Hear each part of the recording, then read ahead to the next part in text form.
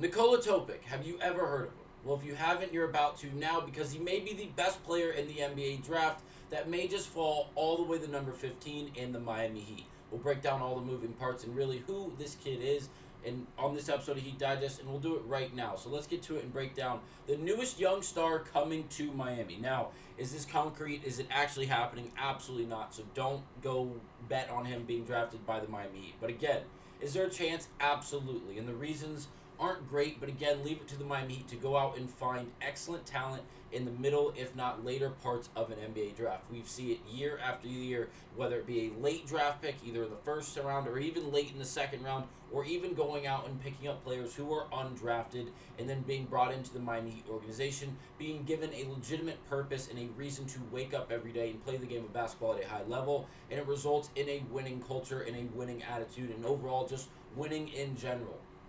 And now we see it year after the year, and with an example of a late round draft pick, number 18 last year by the Miami Heat, Jaime Jaquez Jr. No one really thought the four-year senior, out of UCLA, and Jaime Jaquez Jr. out of UCLA last year was really going to be a great player. But during spurts of last season, we saw moments where Jaime Jaquez Jr. looked like one of the best rookies in the entire draft, just behind Wembanyama, as it's going to be pretty hard to overtake that guy, as he is simply a created player, no argument there. But again, leave it to the Miami Heat to go out and find excellent talent either late, if not after the NBA draft. And now, with the 15th overall pick, it seems like the rest of the draft is going to give the Miami Heat a chance, give them a breath of air to possibly go out and draft one of the better younger stars in this entire draft.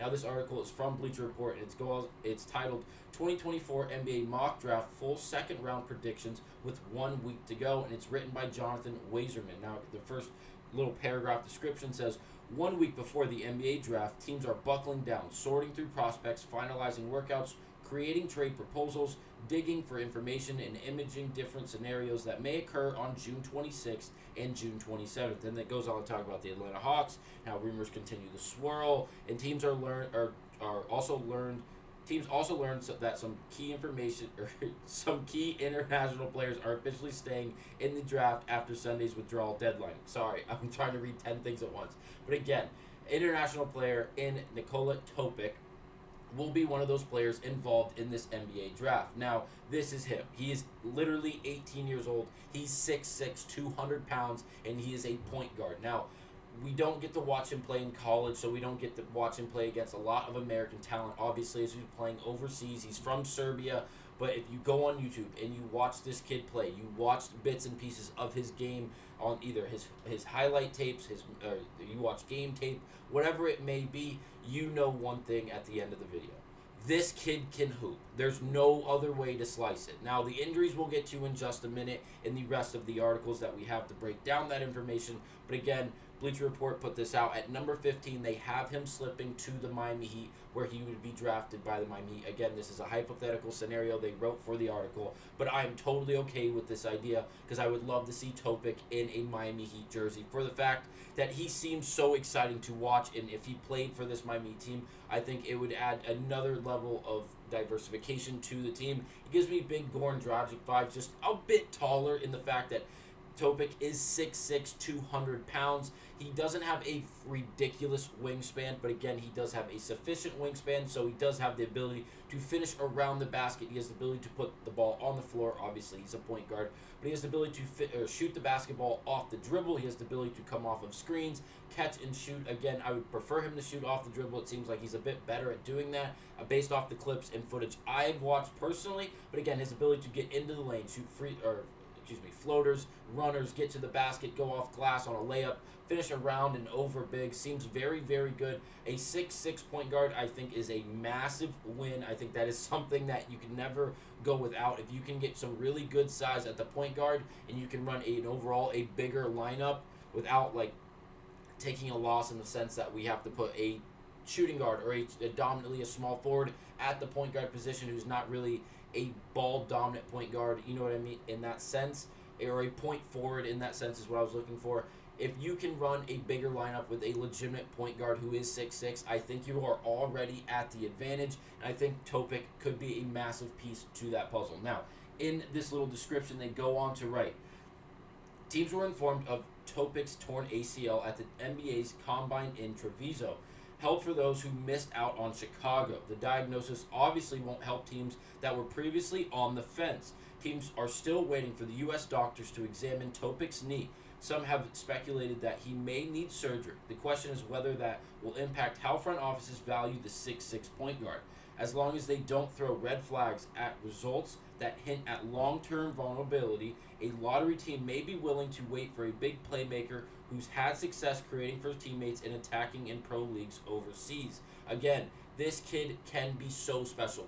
What he brings in the sense of what his game is and what he can do on a basketball court is really and truly very special. I think he has the ability to really lead an NBA offense. I think he can come into the game and not only, I bet he could start. That's first things first. But again, to start his career, I think he'd come into the game and really find a rhythm pretty easily. I don't think he's going to come out on the floor and instantly put his head down and try to score 25 points per game. If you watch his game, if you look at his stats, which I do actually have here, right here, Topic averaged 18.6 points, 6.9 assists while shooting 65% from 2-point range and 29% from 3-point range and 85% from the free throw line at Mega MIS. So, again, stats are pretty good. Nothing that is going to wow you, jump off the box score night in and night out. But those are damn good numbers, and you can, if this is someone you are drafting to then add to your team as a 18-year-old, this is a win by any means if he can fall to Miami. But again, the reason I have this article is because it was written on June 5th, so it was about 14 days ago. So again, it's not the newest piece of information, but this article from Bleacher Report was very news, again, from this morning. So I went out, did a little bit of research, tried to find out what I could about Topic, and this article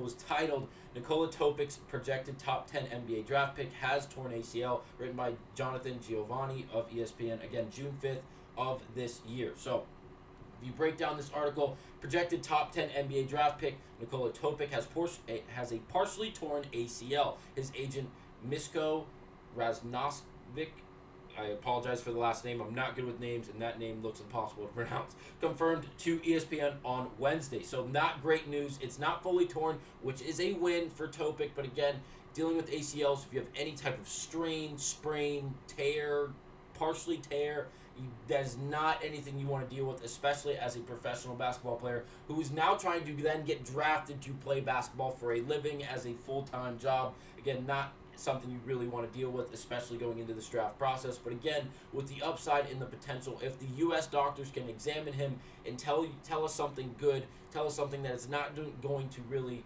make him vulnerable long term, I will definitely see him drafted. I could definitely see him drafted. Like in other mock drafts, I know this one says he could be going 15 to the Miami Heat, which again is what we're reporting and what we are hoping for. We've seen him in other mock drafts earlier in the year before this partially torn ACL became public.